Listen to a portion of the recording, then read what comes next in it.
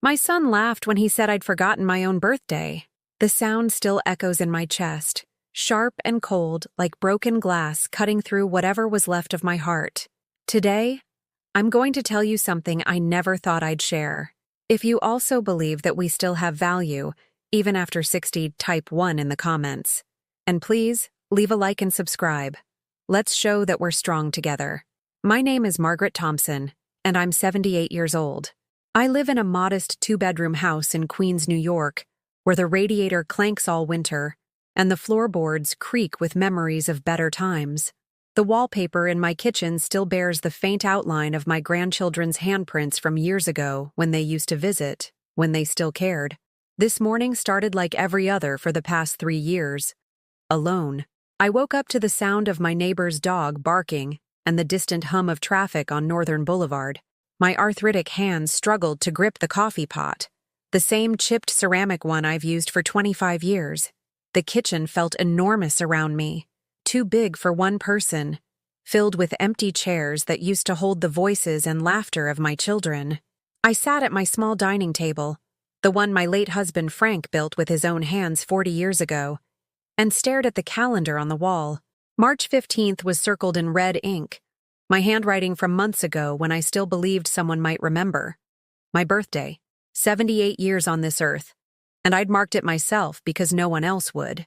The phone sat silent on the counter, its black surface reflecting the gray morning light filtering through my lace curtains. I'd been checking it since 6 a.m., hoping for a call, a text, anything. My son David lives just 20 minutes away in Manhattan, working his high-powered job at some investment firm. My daughter Lisa moved to Los Angeles 5 years ago, chasing dreams that apparently didn't include her aging mother. By noon, the silence had become unbearable. I picked up the phone with trembling fingers and dialed David's number, the same number I'd memorized years ago when he first got his apartment. It rang 4 times before he answered, and I could hear the irritation in his voice even before he spoke. "Mom, I'm in a meeting. What is it?" My voice came out smaller than I intended. "David, honey, I was just wondering, did you remember what today is?" There was a pause, the kind that stretches out like a chasm between two people who used to share everything. I could hear papers shuffling, keyboards clicking, the busy sounds of a life that had no room for an old woman's feelings. "Mom, it's Tuesday. I don't have time for riddles.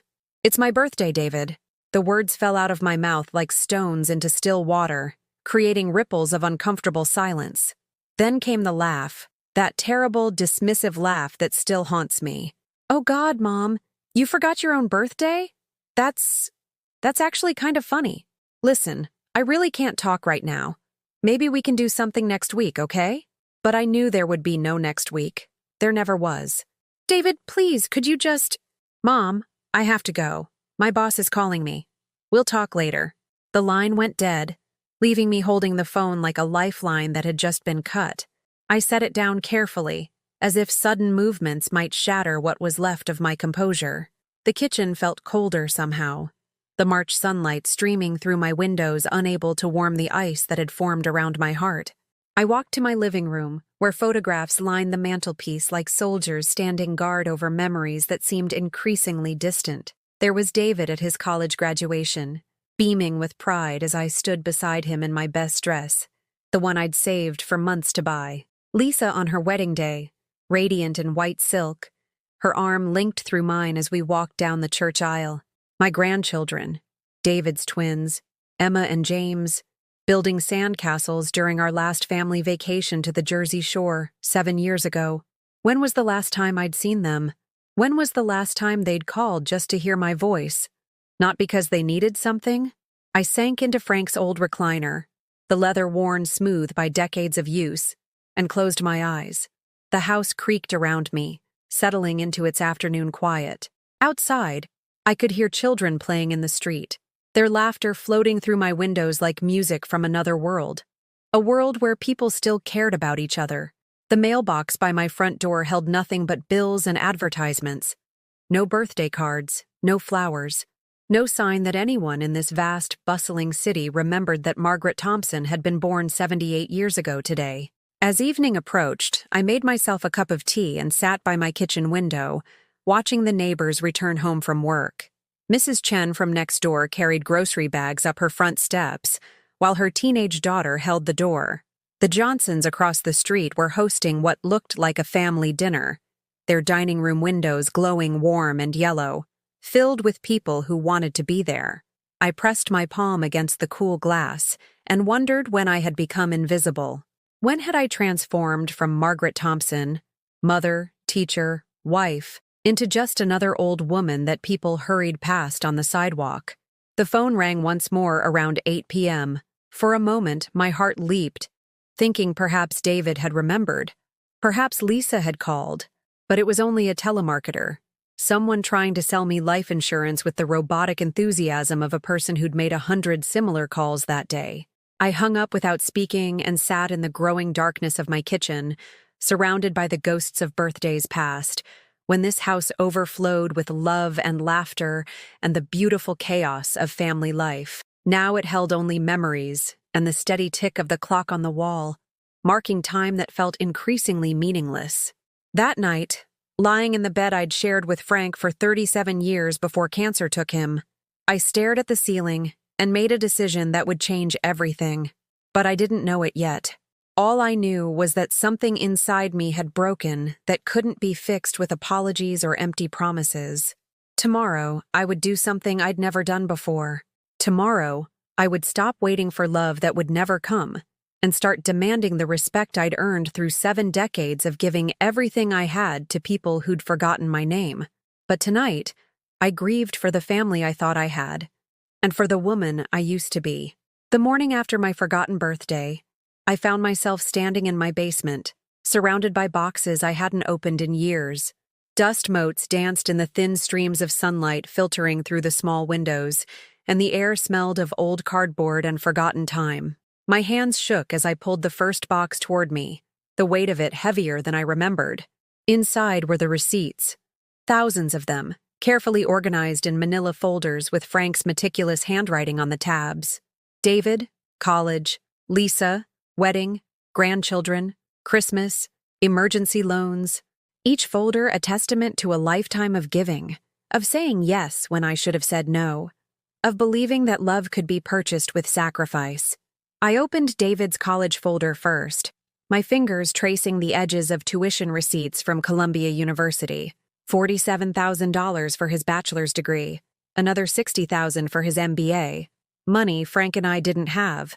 Money we borrowed against our house, against our retirement, against our future. I remembered the pride in David's voice when he called to tell us he'd been accepted. The way he said, "Don't worry about the money, Mom. Once I graduate, I'll pay you back. I promise." That was 15 years ago. The promise had been forgotten along with everything else. I pulled out a photograph tucked between the receipts. David in his cap and gown, his arm around my shoulders, both of us squinting in the bright May sunshine. I was wearing my navy blue dress, the one I'd worn to church every Sunday for 3 years, because I couldn't afford anything new.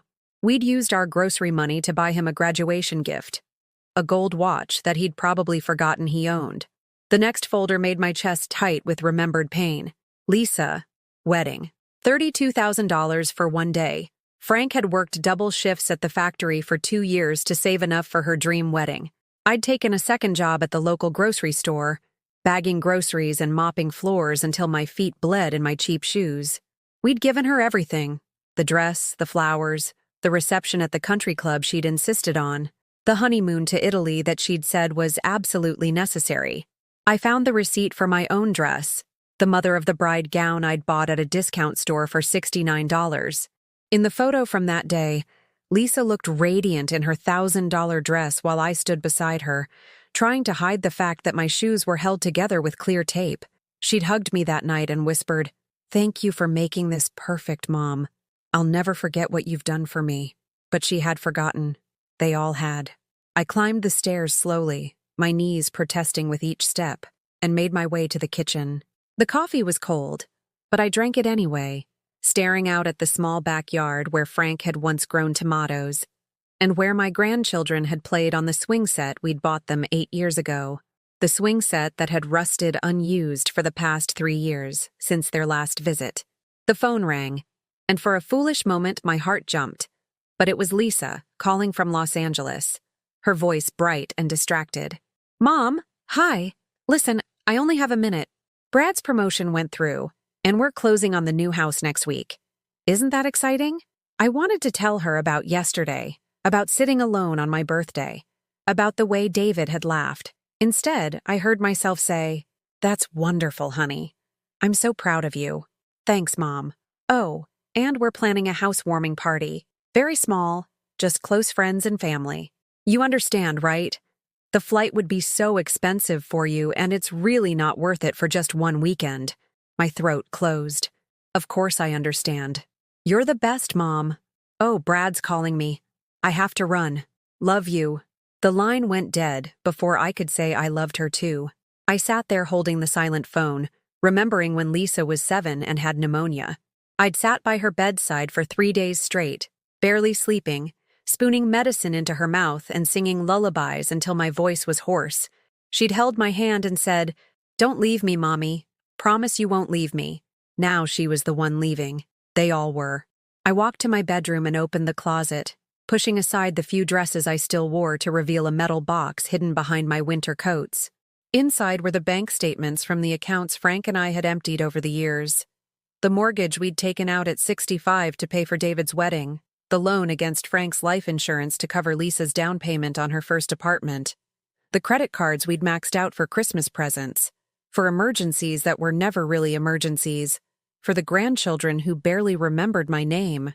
When Frank died 4 years ago, he'd left me this house and exactly $1,200 in savings, 42 years of marriage, a lifetime of hard work, and we'd died nearly broke because we'd given everything away to children who'd never asked if we could afford it. I found the letter I'd written to David after Frank's funeral, the one I'd never sent. In it, I'd asked him to help with the funeral expenses, not because I expected him to pay for everything, but because the cost had drained what little money we had left. I'd written it carefully, trying not to sound desperate, trying to maintain some dignity while asking for help from the son I'd raised and educated and loved. I'd never sent it because I'd been afraid of his response, afraid he'd be angry or inconvenienced, afraid he'd make me feel small and needy, the way he'd made me feel yesterday when he laughed. But what did I have to lose now? I found more photographs buried in the box, snapshots of family gatherings that told the real story. Every Christmas, every birthday, every holiday celebrated in my house, with my food, with decorations I'd bought and put up and taken down while my adult children sat in my living room, checking their phones and complaining about the temperature. There was last Christmas, just 4 months ago. David had brought his family for exactly 2 hours, long enough to let the twins open their presents, the expensive tablets I'd saved for 6 months to buy, and eat the dinner I'd spent 2 days preparing. Emma had spent the entire time playing games on her new device, never once looking up to say thank you. James had asked if there was any real food besides the traditional meal I'd cooked from scratch. David had left early, claiming he had work to catch up on. He'd taken the leftover prime rib I'd bought specially for him, the bottle of wine I'd been saving for a special occasion, and the homemade cookies I'd spent hours decorating. He'd hugged me quickly at the door and said, "Thanks for hosting, Mom. Same time next year?" But I knew now there wouldn't be a next year. Not like this. I climbed back upstairs to my bedroom and pulled out my address book, the old leather one Frank had given me for our first anniversary. The pages were yellowed and some of the ink had faded, but I could still read the names and numbers of people who'd once been part of our lives. Frank's sister Helen, who'd moved to Florida after her husband died. My old teaching colleagues, women who'd understood the satisfaction of nurturing young minds and the exhaustion of giving everything you had to people who might not remember your name in 10 years. When had I stopped calling them? When had I let my world shrink down to just David and Lisa and their families? People who saw me as an obligation rather than a person?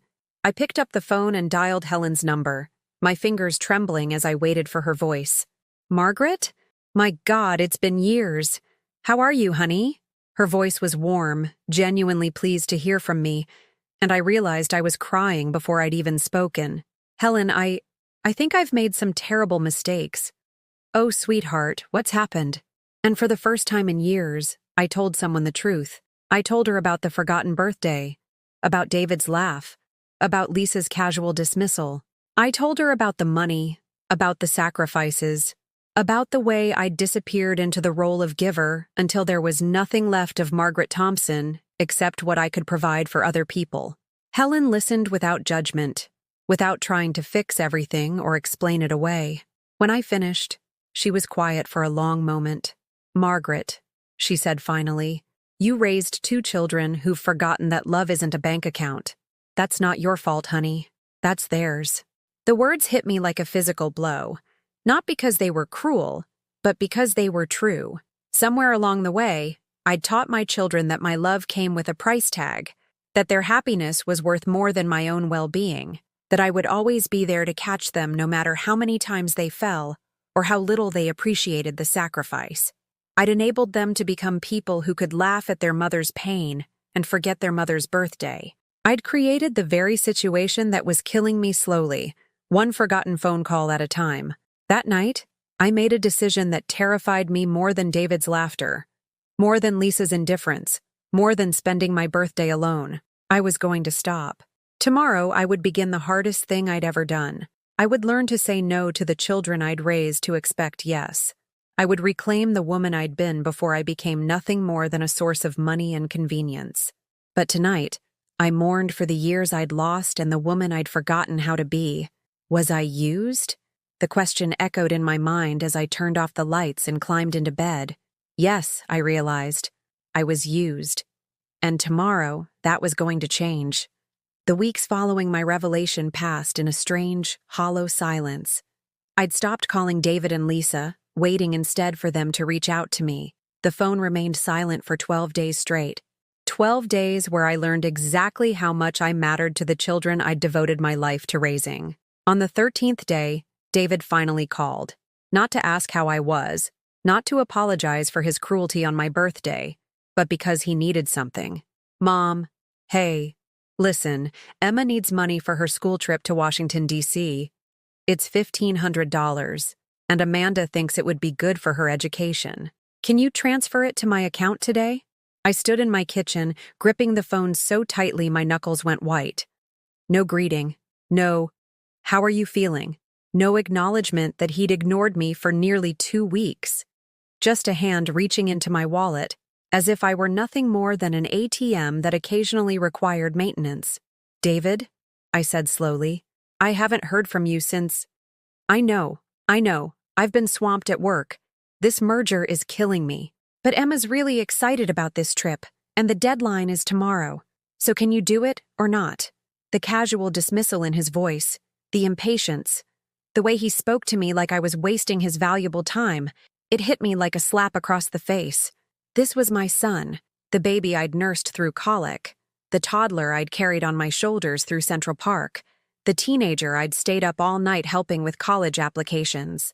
"I need to think about it," I heard myself say. The silence stretched between us, sharp and uncomfortable. I'd never said no to anything involving the grandchildren before. Never hesitated to open my wallet for their needs, their wants, their whims. "Think about it?" David's voice rose, incredulous. "Mom, it's $1,500, not $15,000. And it's for Emma's education.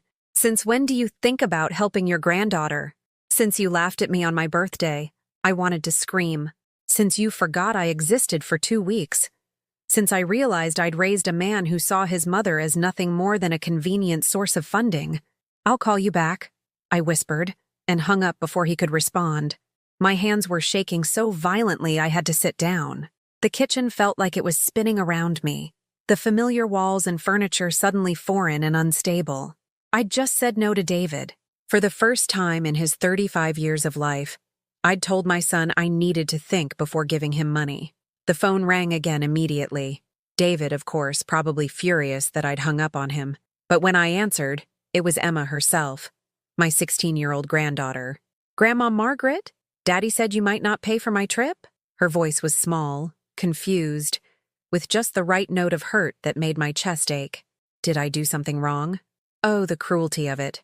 Using the child, the one person in the family I still believed loved me unconditionally. I closed my eyes and saw Emma as she'd been at 5, curled up in my lap while I read her stories, calling me her best friend in the whole world. No, sweetheart, you didn't do anything wrong, I managed. Then why won't you help me? All my friends are going, and Daddy says it's educational and important.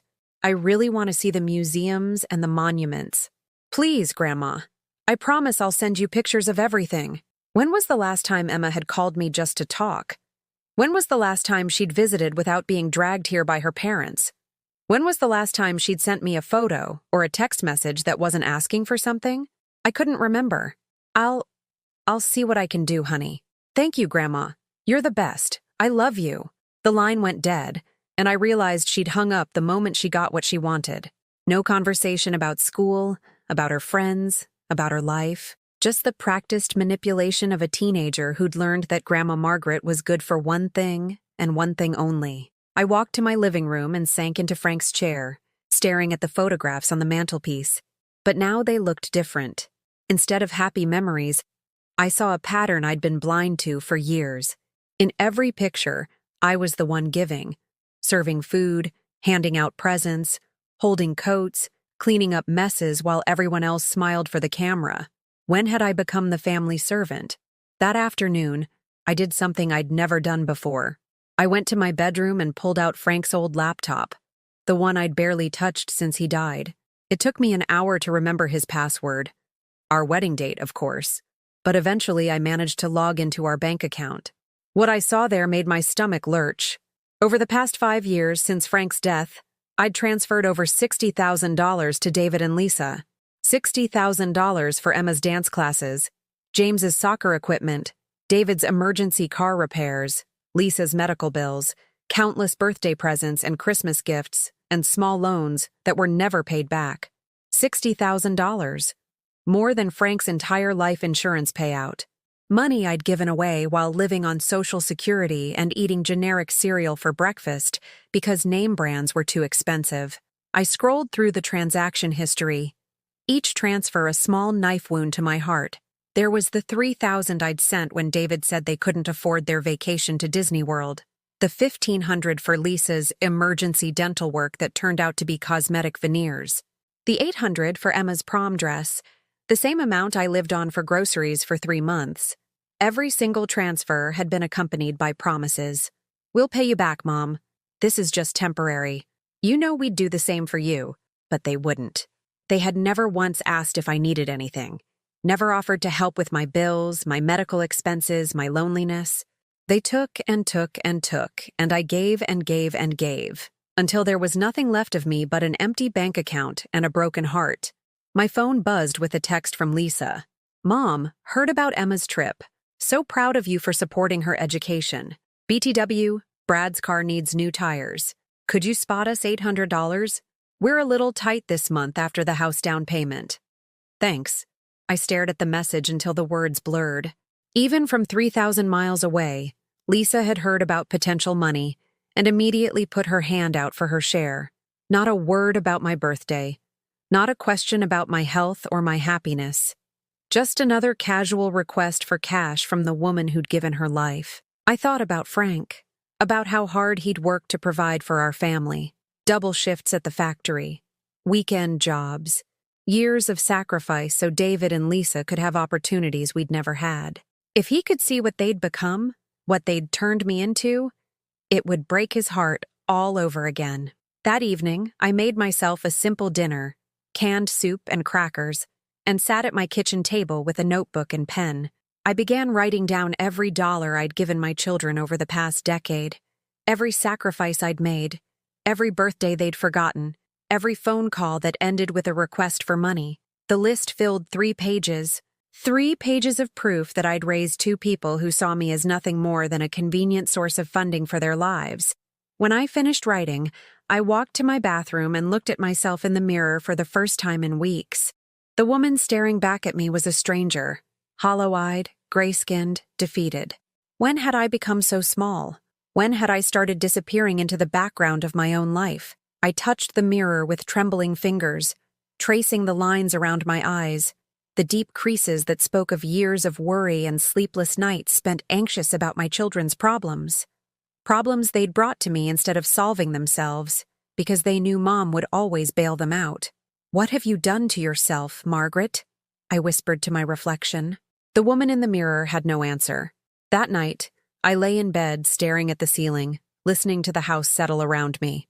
Every creak, every whisper of wind against the windows reminded me of how alone I was.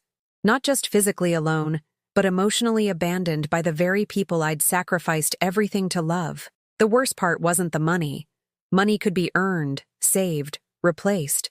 The worst part was the realization that my children had learned to see me as disposable. Useful when they needed something, forgotten when they didn't. I was 78 years old, and I'd spent so many years giving that I'd forgotten how to exist as anything other than a source of provision for other people. Tomorrow, David would call again about Emma's trip.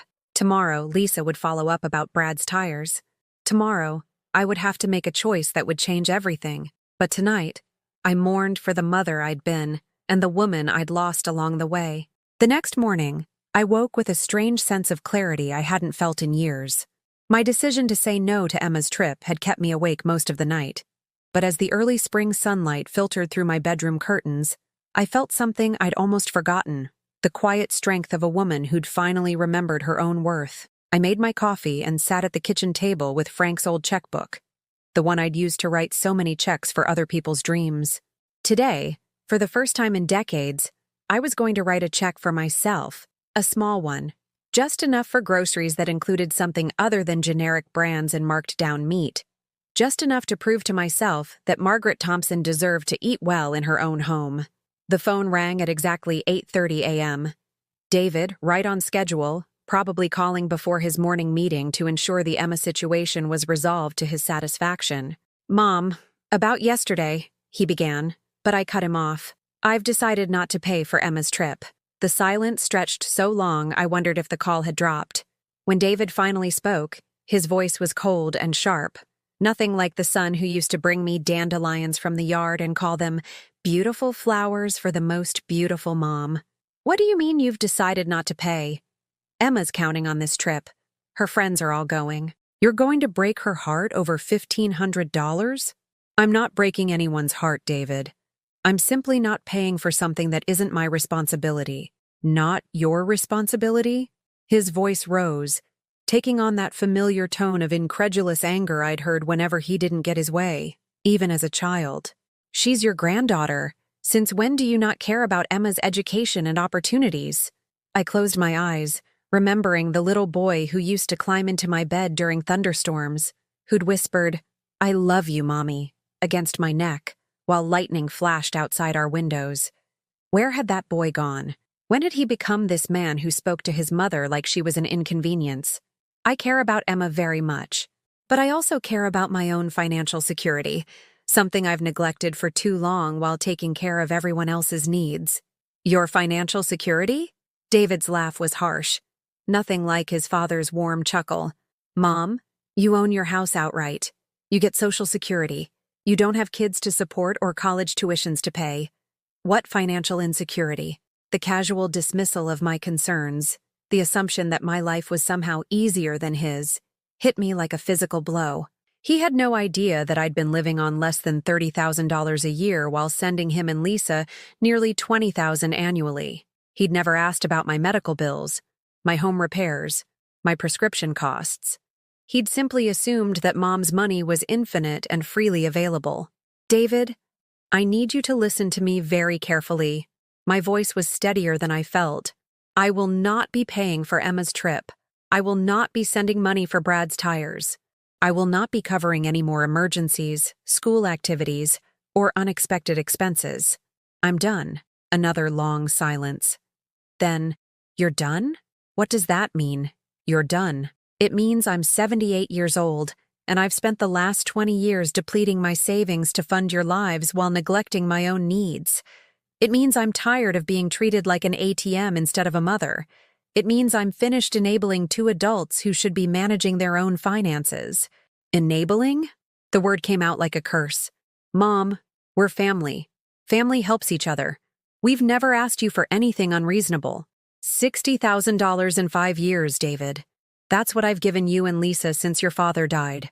$60,000 while I've been eating canned soup for dinner and wearing the same 3 dresses because I can't afford new clothes."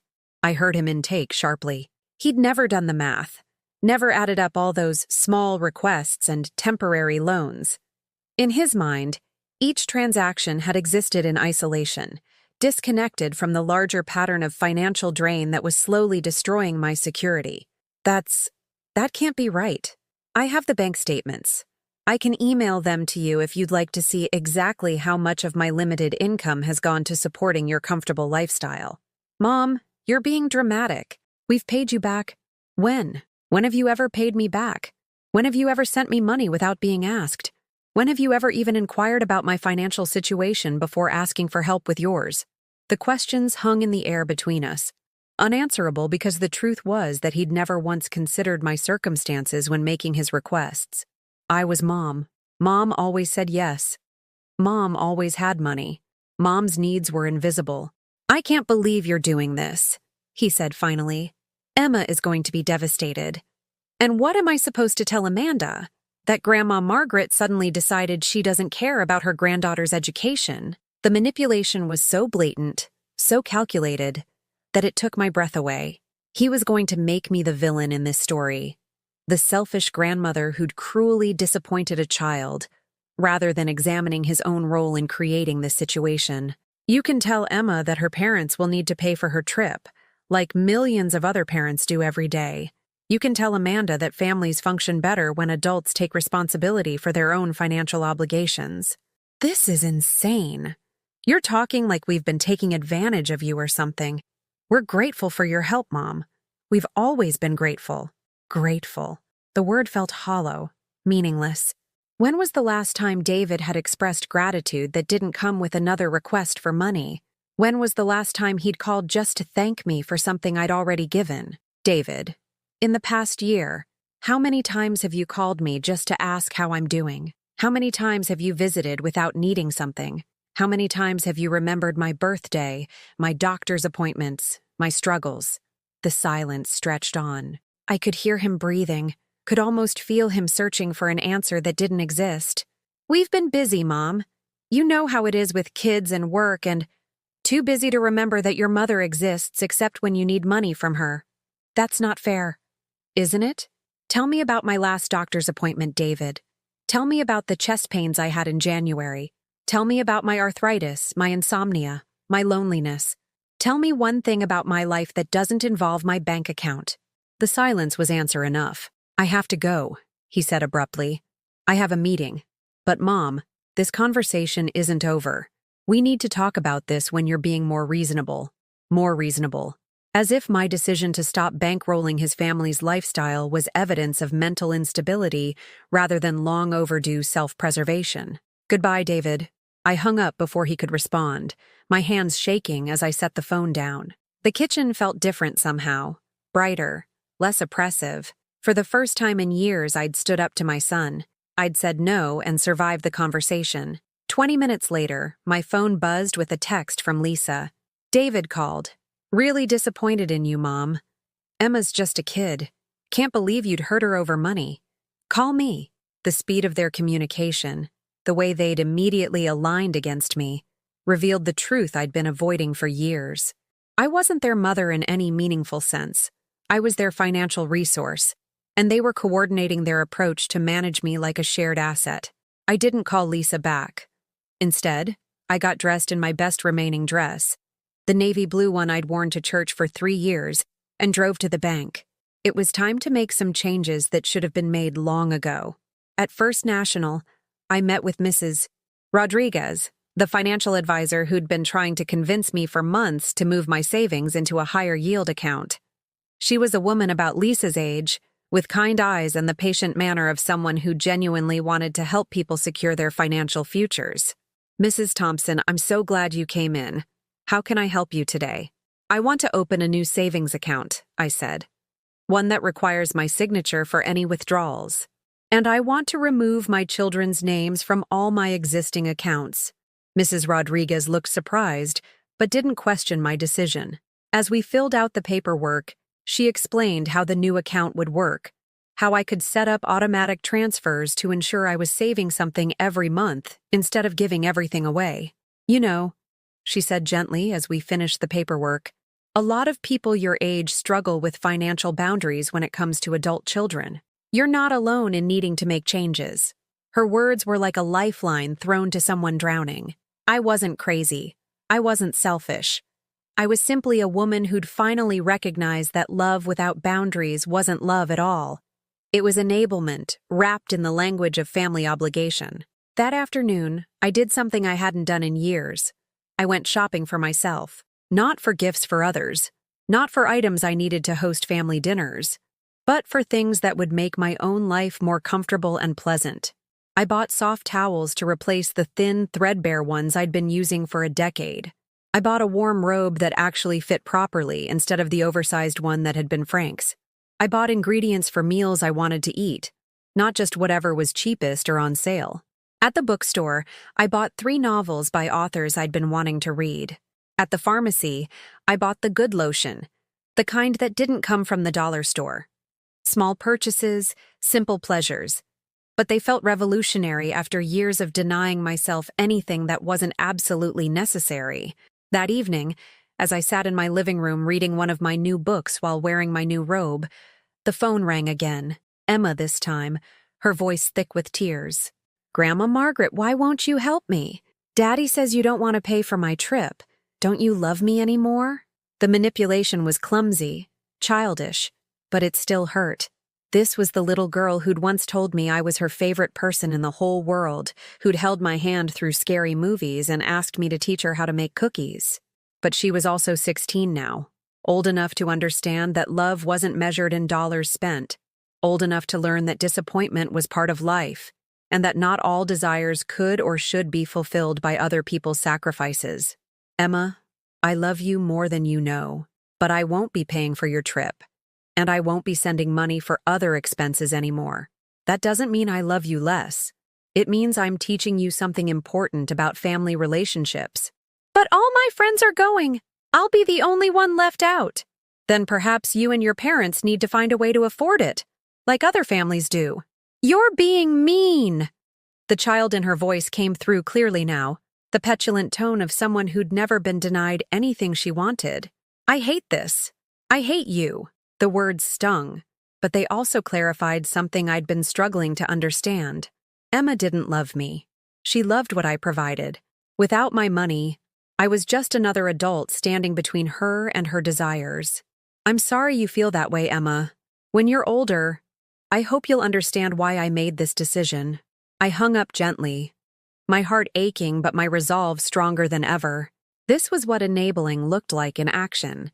Children and grandchildren who'd learned that emotional manipulation was an acceptable way to get what they wanted. Adults who'd never developed the skills to manage disappointment or solve their own problems. I'd created this dynamic by always saying yes, always rescuing, always prioritizing their immediate happiness over their long-term character development. And now, at 78, I was finally old enough and wise enough to see the damage I'd done in the name of love. That night, I slept better than I had in months. Tomorrow would bring more angry calls, more accusations, more attempts to guilt me into resuming my role as the family bank. But tonight, I was just Margaret Thompson, a woman who'd finally remembered that her own life had value too. 3 weeks passed in a strange, unsettling quiet.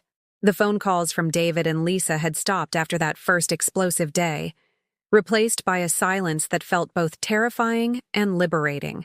No more desperate requests for money, no more guilt-laden conversations about Emma's disappointment or Brad's financial struggles. Just peace. For the first time in decades, I woke up each morning without wondering which crisis would demand my attention and my checkbook. The absence of that constant anxiety was like removing a weight I'd carried for so long that I'd forgotten what it felt like to stand up straight. On a Thursday morning in early April, I did something I hadn't done in 20 years. I slept until 9 o'clock. Not because I was sick or exhausted, but simply because I could. No one needed me to wake up and solve their problems. No one was counting on me to be available at their convenience. I made myself breakfast. Real breakfast. Not the instant oatmeal I'd been eating to save money. I cooked eggs in butter, toasted bread that cost more than $1 a loaf, and brewed coffee with cream instead of the powdered substitute I'd been using for years. I sat at my kitchen table and ate slowly, savoring each bite while morning sunlight streamed through my windows. The silence in my house was different now. Instead of the hollow emptiness of abandonment, it felt like the peaceful quiet of a woman who'd finally learned to enjoy her own company. I found myself humming while I washed dishes, a tune I remembered from my teaching days when I'd been confident and capable and valued for more than my ability to write checks. That afternoon, I did something that would have been impossible just a month ago. I went to the community center and signed up for the watercolor painting class I'd been wanting to take for years. The instructor, a cheerful woman named Patricia who was about my age, welcomed me with genuine enthusiasm. "I'm so glad you decided to join us, Margaret. We have a wonderful group of ladies, and I think you'll really enjoy expressing yourself through art." Express myself. When was the last time I'd done anything purely for the joy of self-expression? When had I last engaged in an activity that served no one's needs but my own? The class was small, 8 women ranging in age from 65 to 82, and I felt nervous as I took my seat at the table Patricia had prepared for me. My hands trembled as I picked up the brush, not from arthritis, but from the unfamiliar sensation of doing something just for myself. "Don't worry about making mistakes," Patricia said gently, noticing my uncertainty. "Art is about the process, not perfection. Just let the colors flow and see what happens." I dipped my brush in blue paint and made my first tentative stroke across the paper. The color bloomed and spread, creating something I hadn't planned or controlled. It was beautiful in its unpredictability, like the life I was slowly learning to live. As the weeks passed, I discovered rhythms and routines that had nothing to do with other people's schedules or needs. I painted on Tuesday mornings, took long walks through the park on Wednesday afternoons, and spent Thursday evenings reading in my living room without interruption. I bought flowers for my kitchen table simply because they made me smile, not because I was expecting company. The changes were small, but profound. I stopped checking my phone every few minutes, no longer anticipating the next financial emergency that would require my immediate attention. I began sleeping through the night without the anxiety dreams that had plagued me for years. Dreams where I was drowning in bills and requests while everyone I loved watched from the shore, unwilling to throw me a rope. My neighbor, Mrs. Chen, began stopping by more frequently. She was a widow like me, though several years younger, and she brought a perspective I desperately needed. "Margaret," she said one afternoon as we sat on my front porch drinking tea, "you look different, lighter somehow, like you've been carrying something heavy and finally put it down." I smiled, realizing she was right. I think I have put something down, the burden of trying to buy love with money I couldn't afford to spend. Mrs. Chen nodded knowingly. "My daughter lives in California. She used to call every month asking for help with one thing or another. I finally told her I was done being her emergency fund. She was angry at first, but you know what? Now when she calls, we actually talk. About her life, my life, things that matter. Money wasn't bringing us closer. It was keeping us from having a real relationship." Her words resonated deeply. I realized that my financial support had created a barrier between me and my children, not a bridge. Every transaction had been a substitute for genuine connection, a way to feel needed that actually prevented me from being truly known. One evening in late April, I was watering the small garden I'd started in my backyard, something I'd always wanted to do but never had time for, when my phone rang. For a moment, my heart jumped with the old familiar anxiety. But when I saw the caller ID, it wasn't David or Lisa. It was Helen, Frank's sister, calling from Florida. "Margaret, you sound wonderful.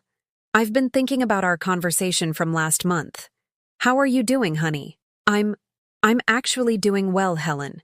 Better than I have in years. I can hear it in your voice. You sound like the Margaret I remember from when Frank was alive. Confident, happy. What's changed? I told her about my decision to stop funding my children's lives, about the painting class, about the small but meaningful ways I'd begun to reclaim my own existence. Helen listened without judgment, offering encouragement and understanding. "You know," she said thoughtfully, "I've been thinking about what you said about feeling used. I think that's exactly what was happening, but I don't think your children saw it that way. They probably thought they were honoring you by bringing their problems to you, by letting you be the solution to their difficulties. But that's not honoring, I said, surprised by the certainty in my voice. That's just convenience disguised as love. Exactly. And the fact that they're angry about you setting boundaries proves that they valued you more for what you could provide than for who you are. That night, I looked at myself in the bathroom mirror and saw someone I barely recognized. The hollow-eyed, defeated woman from a month ago had been replaced by someone with clearer skin, brighter eyes, and a posture that spoke of quiet confidence rather than anxious submission.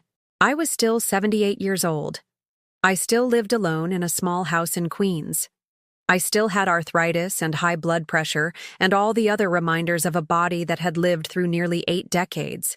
But I was no longer defined by my willingness to sacrifice my own well-being for people who took that sacrifice for granted. The next morning brought an unexpected visitor. I was in my kitchen, preparing to leave for my painting class, when I heard a car pull into my driveway. Through the window, I saw a silver sedan I didn't recognize, and my heart began to race with the old familiar anxiety. But it wasn't David or Lisa. It was Emma, my granddaughter, standing on my front porch looking uncertain and younger than her 16 years. She was alone, which surprised me. Her parents had never allowed her to visit me without supervision, as if spending time with Grandma Margaret required chaperoning. I opened the door, and for a moment, we just looked at each other. Emma's eyes were red-rimmed, and she clutched a small wrapped package in her hands. "Hi, Grandma," she said quietly. I wanted to talk to you, alone." I invited her in, my heart pounding with a mixture of hope and caution. This was the first time in weeks that any member of my family had approached me without anger or demands. "I brought you something," Emma said, holding out the package. "I made it in art class." Inside was a small ceramic bowl, painted in blues and greens with shaky but sincere brushstrokes. At the bottom, in careful letters, she'd written, "For Grandma Margaret, who taught me that love isn't about money." I looked up at her, tears blurring my vision. "Emma, this is beautiful, but I don't understand." "I've been thinking about what you said," she interrupted, sitting down at my kitchen table. "About families and responsibility and stuff, and I realized I've been really unfair to you." She took a shaky breath. "I didn't go on the Washington trip. Dad was so angry that you wouldn't pay for it, and Mom kept talking about how you were being unreasonable. But I started thinking about how I never call you just to talk anymore, how I only visit when I want something, how I treat you like a bank instead of a person." The words hung between us, honest and painful, and more mature than I'd expected from a 16-year-old who'd been raised to believe that Grandma's money was always available. "Emma," I said softly, "I want you to know that I stopped giving money not because I stopped loving you, but because I realized I was teaching you the wrong things about love and family relationships." She nodded, wiping her eyes with the back of her hand. "I know. I'm starting to understand. My friend Sarah, her grandmother never gives her money, but they talk on the phone every week, and Sarah always knows her grandmother cares about her as a person. I realized I don't really know you at all, Grandma. I know you'll pay for things, but I don't know what you like to do, or what makes you happy, or what your dreams are." The honesty in her voice broke something open in my chest. Not the painful breaking I'd experienced when David laughed at me, but the healing kind of breaking that lets light into dark places. "Would you like to know those things?" I asked. Emma smiled, and for the first time in years, it wasn't a smile designed to get something from me. It was just genuine happiness at the possibility of connection. "I'd love to know those things. And Grandma? I'm sorry I said I hated you. I didn't mean it. I was just being a spoiled kid who didn't understand that you're a real person with real feelings."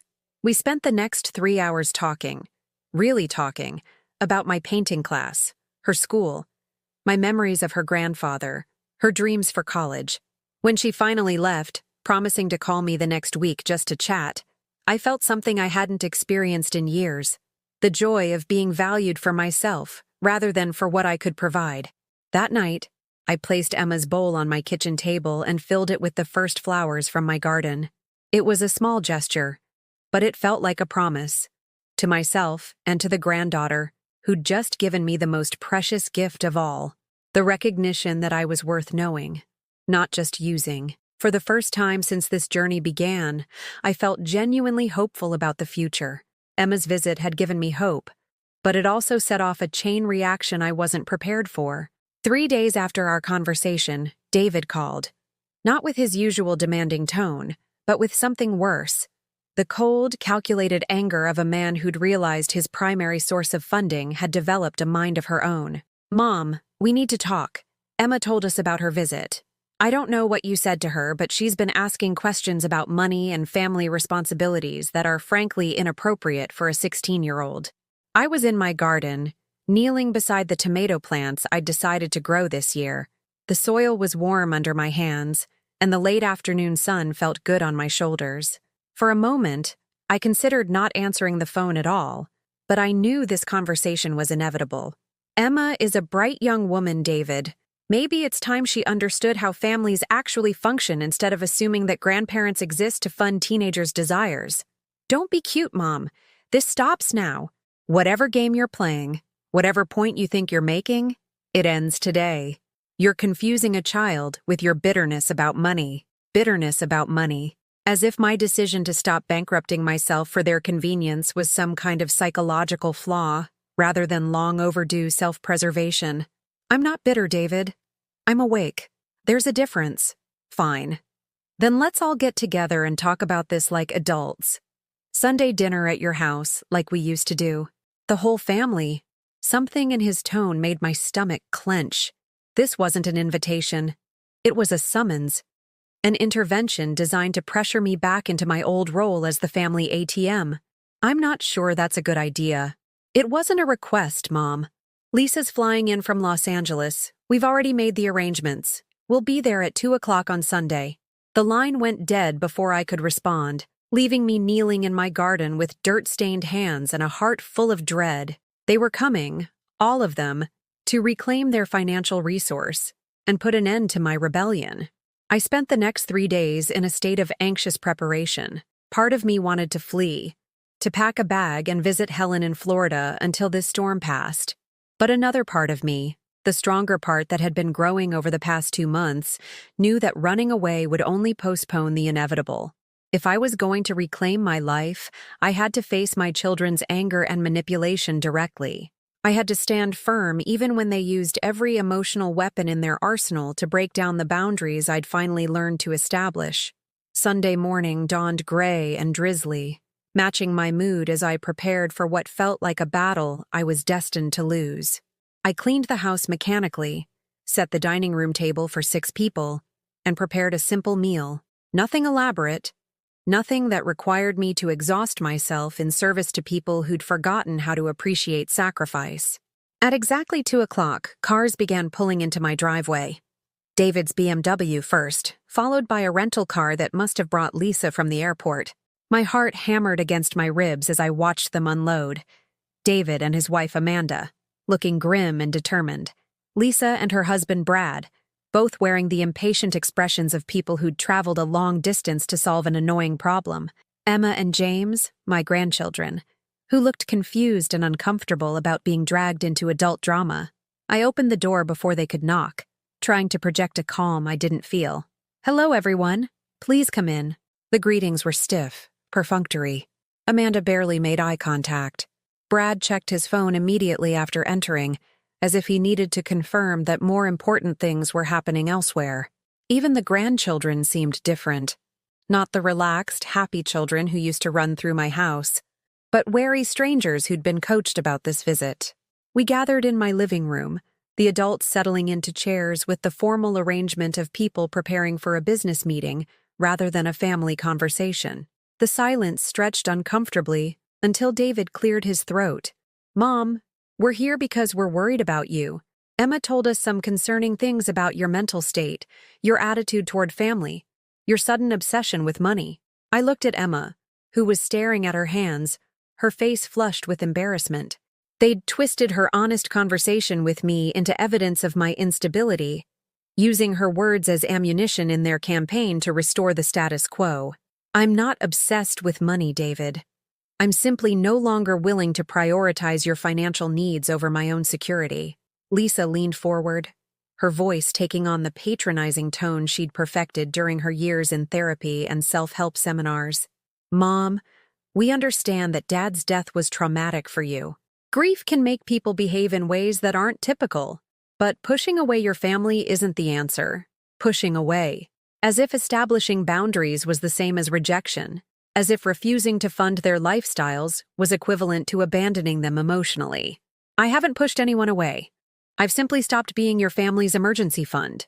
"That's exactly what we're talking about," Amanda interjected, speaking for the first time since arriving.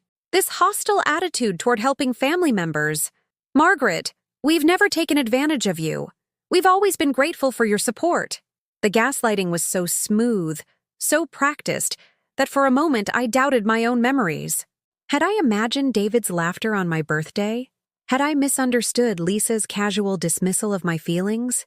Had I invented the pattern of financial exploitation that had drained my savings? But then I looked at Brad, checking his phone again while his wife discussed my supposed mental instability. I saw David glancing at his watch, already calculating how quickly this intervention could be concluded. I noticed that no one had asked about my health, my happiness, my life. They'd come here solely to restore their access to my bank account. "I want to show you something," I said, standing up and walking to the kitchen. I returned with a folder I'd prepared. Bank statements, receipts, a detailed accounting of every dollar I'd given them over the past 5 years. I spread the papers across my coffee table like evidence in a trial. $60,000. That's what I've given you since Frank died. $60,000 while living on less than $25,000 a year in Social Security benefits. The room fell silent as they stared at the documentation of their financial exploitation. Numbers didn't lie. Couldn't be explained away or reframed as loving family support. Lisa picked up one of the bank statements, her face paling as she saw the pattern of transfers. "Mom, I didn't realize it was this much." "Because you never asked. None of you ever inquired about my financial situation before requesting help with yours. You simply assumed that my money was available whenever you needed it." David's jaw tightened. "We didn't know you were keeping score, Mom. When family helps family, you don't usually create spreadsheets about it." "I wasn't keeping score. I was being driven into poverty while funding your comfortable lives. There's a difference." "Driven into poverty?" Amanda laughed, a sharp sound that cut through the tension. "Margaret, you own this house. You have Social Security. You're hardly living in a cardboard box. I was eating canned soup for dinner so I could afford to send Emma money for dance classes. I was wearing the same 3 dresses for 2 years so I could cover David's emergency car repairs. I was choosing between my blood pressure medication and Lisa's dental work. That's not family support. That's financial abuse." The words hung in the air like an accusation none of them could deny. Financial abuse. I'd never used that term before, but it fit perfectly. They'd exploited my love, my guilt, my fear of abandonment to extract money I couldn't afford to give. "That's ridiculous," David said, but his voice lacked conviction. "We never forced you to give us anything. You offered. You wanted to help. I offered because I was afraid that saying no would mean losing you completely. And I was right, wasn't I?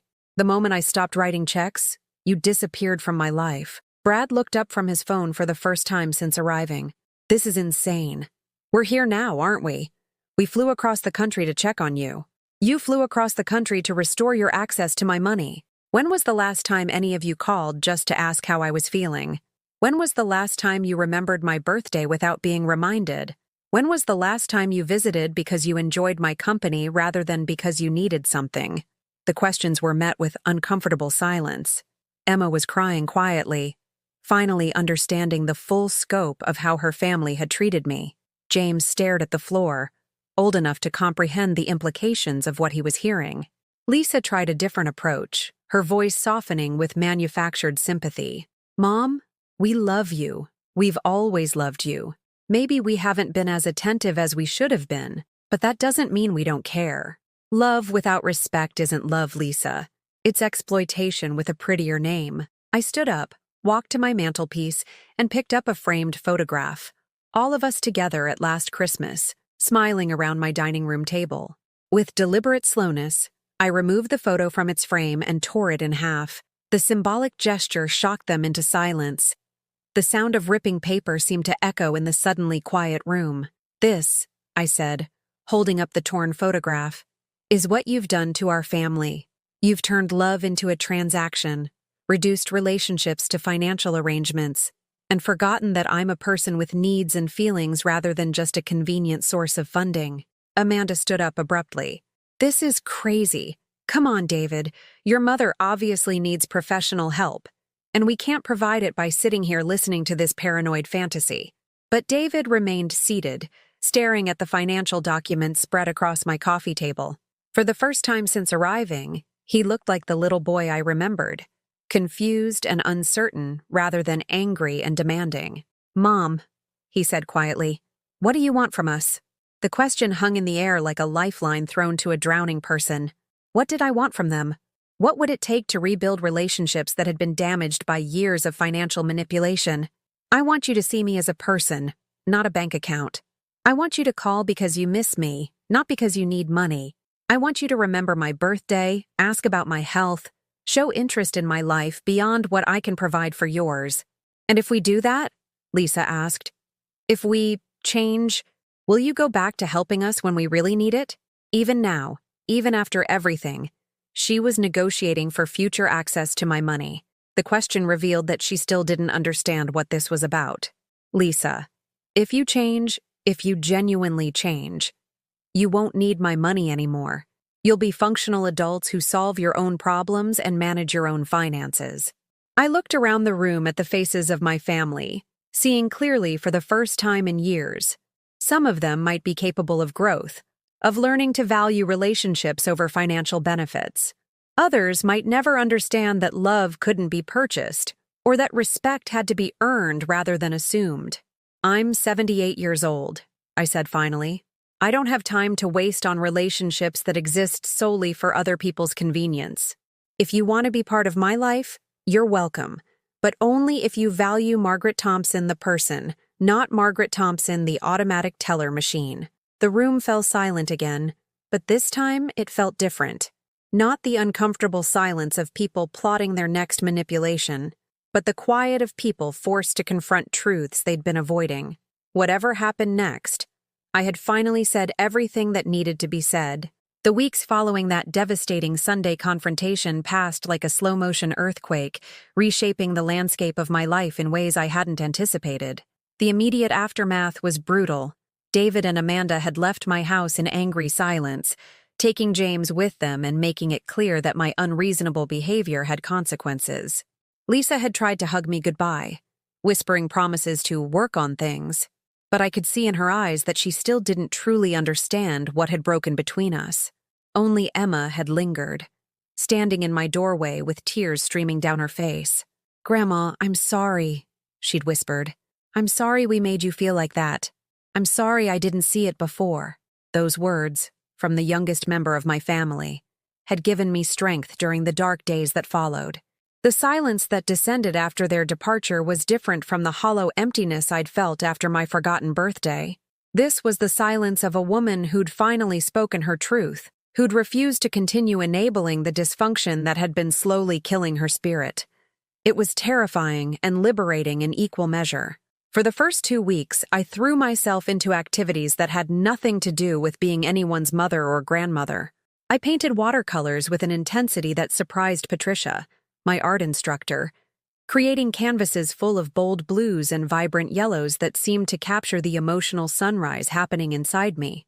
"Margaret, your work has changed," Patricia observed one Tuesday morning as I stepped back from a painting of sunflowers reaching toward light.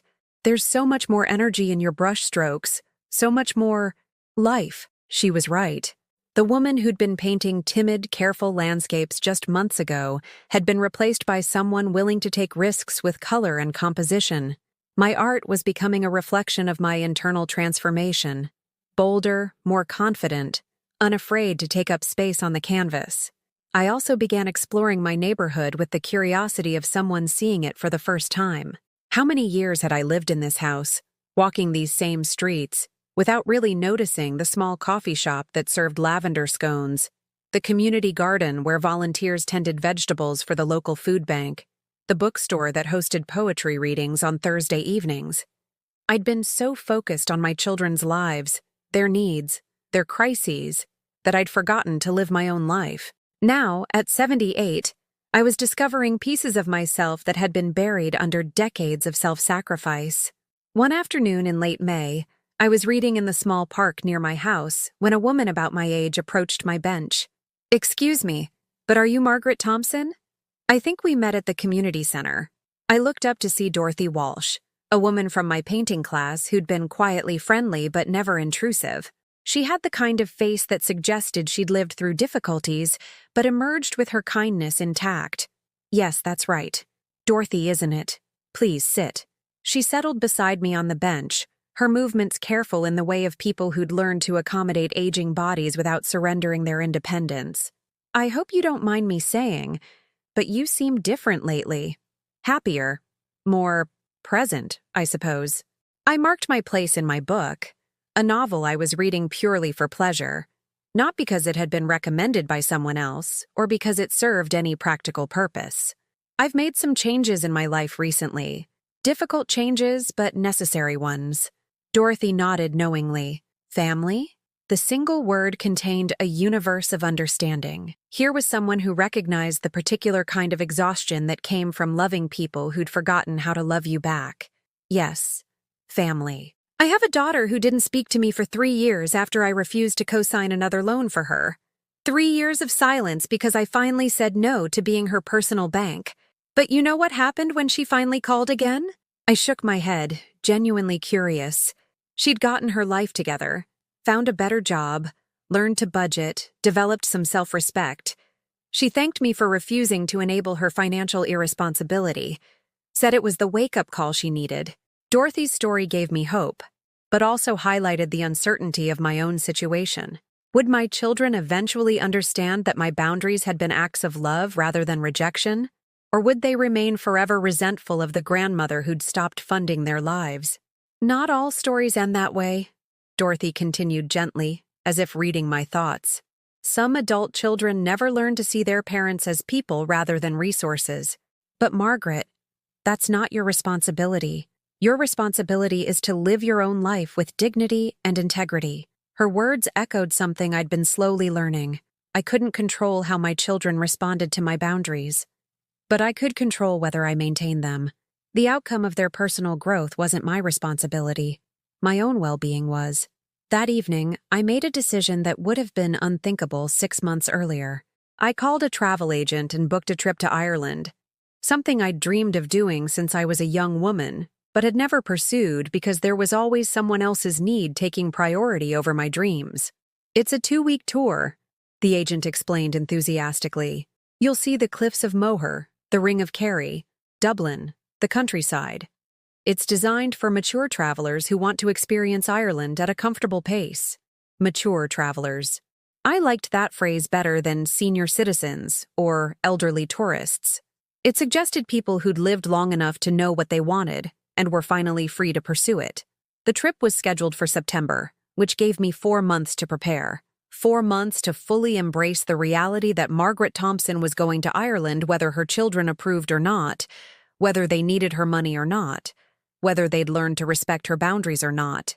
As summer progressed, I established new routines that had nothing to do with anyone else's schedule or convenience. Wednesday morning walks with Dorothy, who'd become a genuine friend. Thursday evening pottery classes at the community center. Friday afternoons volunteering at the local library, helping children with reading. A way to nurture young minds without sacrificing my own financial security. I was rediscovering the woman I'd been before marriage and motherhood, before my identity became entirely wrapped up in serving others. She was still there, that curious, creative, independent woman, buried under decades of self-denial, but not destroyed. In late July, I received an unexpected phone call that would test my resolve in ways I hadn't anticipated. "Margaret? It's Amanda." David's wife's voice was strained, lacking the cool confidence she'd displayed during our confrontation. "I'm calling because David's in the hospital." My heart stopped. Despite everything that had happened between us, David was still my son, the baby I'd carried for 9 months and loved for 35 years. "What happened?" I managed to ask. Heart attack. He's stable now, but it was serious. He's been working such long hours, so much stress. Margaret, I know things have been difficult between you two, but he's been asking for you." The old Margaret would have been in her car immediately, racing to the hospital with her checkbook and her endless capacity for crisis management. But the new Margaret paused, recognizing the familiar pattern of family emergency followed by reconciliation, followed by resumed exploitation. "Which hospital?" I asked. "Mount Sinai, room 412. Margaret, I think this scared him, really scared him. He's been talking about the things he regrets, the relationships he's damaged. I promised to visit but made no commitments beyond that. After hanging up, I sat in my kitchen for a long time, staring out at the garden I'd created with my own hands, thinking about love and manipulation and the difference between helping someone and enabling them. When I finally arrived at the hospital that evening, I found David looking smaller and more vulnerable than I'd seen him since childhood. The machines beeping around his bed, the IV line in his arm, the hospital gown that made him look fragile, all of it stripped away the arrogant businessman who'd laughed at my pain and revealed the frightened man underneath. "Mom," he said when he saw me, his voice weak but genuinely glad. "You came." "Of course I came. You're my son." We looked at each other across the space between his hospital bed and my chair, a space that felt both intimate and infinite. So much pain, so many words that needed to be said, so much damage that might never be fully repaired. "I've been thinking," David said slowly, "about the things you said, about how we've treated you, about the money and the—" He paused, struggling with words. "I was angry after that Sunday at your house, really angry. But lying here, thinking I might die, I realized you were right about some things. Some things. Not everything, but some things." It was a start. "David, I didn't say those things to hurt you. I said them because I was drowning, and I needed you to understand that your mother is a person with limits and needs." He nodded, wincing slightly as he shifted position. "Emma's been talking to me about the conversation she had with you, about how she never really knew you as a person. She made me realize that I don't really know you either.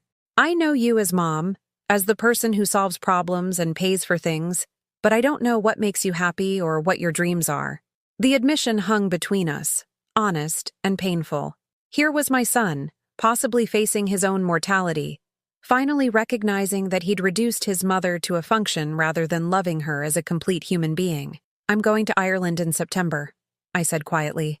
"I booked the trip myself, with my own money, because it's something I've wanted to do my entire life." David's eyes widened slightly.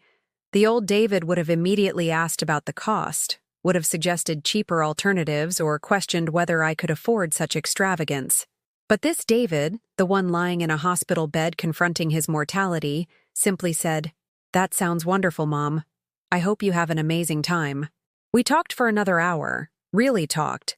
Not about his needs or my obligations, but about memories and feelings and the possibility of rebuilding something that had been broken. When I finally left, promising to visit again the next day, I felt something I hadn't experienced in years. Hope that my son might be capable of genuine change. But I also felt something equally important. The certainty that my trip to Ireland wouldn't be canceled regardless of how his recovery progressed. The old Margaret would have used David's crisis as an excuse to abandon her own dreams, to prove her love through renewed sacrifice. The new Margaret understood that the most loving thing she could do was maintain her boundaries and continue living her own life while offering appropriate support during his recovery. For the first time in decades, I was learning to love my children without losing myself in the process. 6 months later, I stood on the cliffs of Moher in Ireland, watching the Atlantic Ocean stretch endlessly toward the horizon. The wind whipped through my silver hair.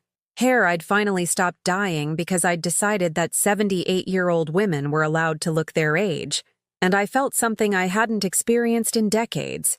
Pure, uncomplicated joy. The woman standing on those cliffs bore little resemblance to the broken, exhausted person who'd sat alone on her birthday nearly a year ago. That woman had been hollow, defined entirely by what she could give to others. This woman was full of dreams realized, boundaries maintained, and self-respect reclaimed. My traveling companion, Dorothy, appeared beside me with 2 cups of tea from the visitor center. We'd become such close friends over the past months that when I mentioned my Ireland trip, she'd asked if she could join me. Having a friend, a real friend who enjoyed my company rather than my bank account, had been one of the unexpected gifts of my transformation. "Penny for your thoughts," Dorothy said, handing me the steaming cup. "I was thinking about how different I feel from the woman I was a year ago. Standing here, I can barely remember what it felt like to believe that my worth was measured by how much money I could give away." Dorothy smiled, understanding completely. Her own journey to independence had been different from mine, but equally hard-won. It's funny how we can spend decades being the wrong version of ourselves before finally figuring out who we really are. The past 6 months had been a masterclass in learning to live authentically. David's heart attack had indeed been a turning point, but not in the way I might have expected. His recovery had been slow, giving him time to reflect on his life and relationships. During my visits to his hospital room and later to his home, we'd begun building something new. Not the old dynamic of him taking and me giving, but a more balanced relationship between 2 adults who happened to be related. He'd apologized, genuinely apologized for the way he'd treated me. More importantly, he'd backed up the apology with changed behavior. He called now just to ask how I was doing. He remembered my birthday, not just remembered it, but planned ahead, sending flowers and taking me to dinner. He asked about my painting classes, my friends, my dreams. The change hadn't been immediate or perfect. There had been moments when I could see him struggling against old patterns, times when he started to mention financial concerns before catching himself. But the effort was genuine, and I could see glimpses of the thoughtful, caring man I'd raised beneath the entitled person he'd become. Emma had undergone her own transformation. My granddaughter had become my most unexpected ally, calling me every Sunday not because she needed anything but because she enjoyed our conversations. She'd started painting too, inspired by my stories about art class, and we'd begun sharing photos of our work with each other. "Grandma Margaret," she'd said during one of our calls, "I used to think you were kind of boring because all you did was worry about us and give us money. But now I realize you're actually really interesting. You have opinions and dreams and stories I never knew about." Lisa's journey had been more complicated. She'd visited twice since that difficult Sunday confrontation, and while our conversations were warmer than they'd been in years, I could sense that she was still struggling to accept my boundaries. She'd tested them subtly during her last visit, mentioning Brad's student loans and their mortgage payments in ways that felt like hints rather than direct requests. But I'd held firm, changing the subject and redirecting our conversations toward topics that didn't involve my wallet. Slowly, Lisa was learning to relate to me as a person rather than a potential funding source, though I suspected the process would take longer for her than it had for David. The most surprising change had been in my relationship with Amanda, David's wife. During one of my hospital visits, she'd pulled me aside and made an admission that stunned me. "Margaret, I owe you an apology. I've been part of the problem, maybe the biggest part. I saw how easily David got money from you, and I encouraged it. I even suggested some of the requests he made. I thought you were just a wealthy widow who enjoyed helping family, but I never considered that you might be sacrificing your own security for our convenience." Her honesty had been painful but healing. She'd explained how David's high-pressure job and their expensive lifestyle had created constant financial anxiety, making my willingness to help seem like a lifeline rather than the exploitation it had actually been. "I've made David promise that we'll never ask you for money again," Amanda had continued. "Not because we're angry, but because we need to learn to live within our own means. You shouldn't have to fund our poor financial decisions." That conversation had marked a real turning point in our family dynamics. For the first time in years, I'd felt respected rather than used by my daughter-in-law. As Dorothy and I made our way back to our hotel that evening, I reflected on the journey that had brought me to this moment. Standing in my modest but comfortable room in a small Irish inn, unpacking clothes I'd bought because I liked them rather than because they were the cheapest option available, I felt a profound sense of satisfaction. I'd kept a journal during the trip, documenting not just the places we visited but the internal landscape I was exploring. Reading through my entries that night, I was struck by how different my voice had become, confident where it had once been apologetic, joyful where it had once been resigned. Today, I walked through the gardens at Powerscourt. I'd written earlier that week. The flowers were magnificent, but what struck me most was my own capacity for wonder. When was the last time I looked at something beautiful just for the pleasure of seeing it, without worrying about someone else's needs or problems? I feel like I'm meeting myself for the first time. The woman emerging from these pages was someone I was genuinely excited to get to know better. She had opinions about art and politics and literature. She enjoyed solitude, but also craved meaningful connections with others. She was generous, but not self-sacrificing, loving, but not enabling. On our last day in Ireland, Dorothy and I visited a small church in the countryside where my grandmother's family had supposedly originated. I'd never been particularly religious, but something about the ancient stones and weathered headstones moved me deeply. I found myself thinking about legacy, not the financial inheritance I'd once planned to leave my children, but the example I wanted to set for the years I had remaining. What did I want people to remember about Margaret Thompson? That she'd been a convenient source of funding? Or that she'd been a woman who'd lived authentically and courageously? Sitting in a pew that had been worn smooth by centuries of worshippers, I made a silent promise to myself. The remaining years of my life would be lived on my own terms, with my own priorities, guided by my own dreams rather than other people's needs. When we returned to New York, I found my house exactly as I'd left it. Clean, peaceful, filled with evidence of a life being lived for its own sake rather than in service to others. The paintings I'd created filled the walls, bright splashes of color that spoke of joy and creativity. The books I'd been reading sat stacked on tables, bookmarked at pages I'd found particularly meaningful. The garden I'd planted was flourishing, tomatoes and herbs growing strong under the late September sun. This was home in a way it had never been when it was just a place where I waited for other people to need me. The phone messages that had accumulated during my absence told their own story. Emma had called 3 times just to share news about school and friends. David had left 2 messages asking about my trip and expressing hope that I'd had a wonderful time. Lisa had called once, and for the first time in years, her message contained no hints about financial concerns, just genuine interest in my adventures. There were also new messages from Dorothy's daughter, who wanted to thank me for being such a good friend to her mother. From Patricia at the Art Center, inviting me to participate in a group show of student work. From the library, asking if I'd be interested in expanding my volunteer hours. People wanted me in their lives not because of what I could provide financially, but because of who I was as a person. The realization brought tears to my eyes. Not tears of sadness, but tears of gratitude for the life I'd finally learned to claim as my own. That evening, I sat in my living room with a cup of tea and one of my new books, feeling profoundly content. The phone rang, and I saw Emma's name on the caller ID. "Grandma, you're back! Tell me everything about Ireland."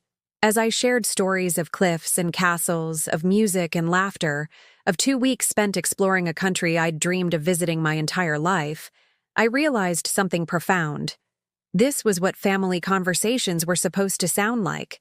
Not requests disguised as concern, not manipulation wrapped in expressions of love, but genuine interest in each other's lives and experiences. "Grandma," Emma said as our conversation wound down, "I'm so proud of you for taking that trip, and I'm sorry it took me so long to realize that you're an actual person with your own dreams, and not just someone who exists to make our lives easier."